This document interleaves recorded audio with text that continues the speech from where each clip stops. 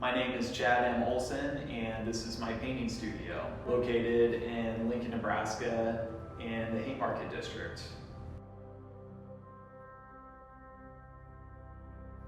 How can I articulate something to its bare essence in its most simplest form?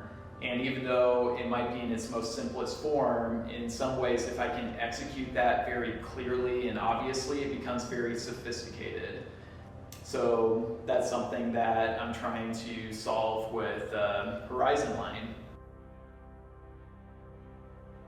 I want to separate the two planes where it's very obvious that this is the foreground compared to the sky, and it's a continuous horizontal flat horizon line that's representative of what we see in Nebraska and the Great Plains. I've always been intrigued by the Nebraska horizon line compared to other places. It's continuous and you can actually see it, and you can actually ponder it and try to look into it. Sometimes the horizon line fades in the distance where I can't really see exactly where sky and land meets. And then there's other times where the horizon line is super crisp and I know exactly where the land and sky meets. I feel like nighttime is nostalgic. I feel like night has a different energy and feel to it than daytime does. And I've always had a fascination with nighttime ever since I was a little kid.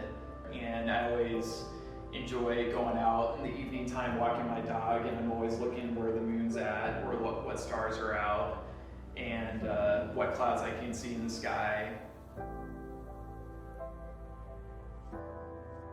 One thing that I'm always thinking about is color, and it really amazes me that even though I'm looking at the sky at night, you would assume that it's just black, and it's not black. It's different variations of dark. Sometimes the sky has more of a greenish tint to it, sometimes it has a pitch black tint, sometimes it's more of a dark blue. Even though my paintings are abstracted, I want the colors to actually be very representational of the environment and the landscape that I've seen and experienced in real life.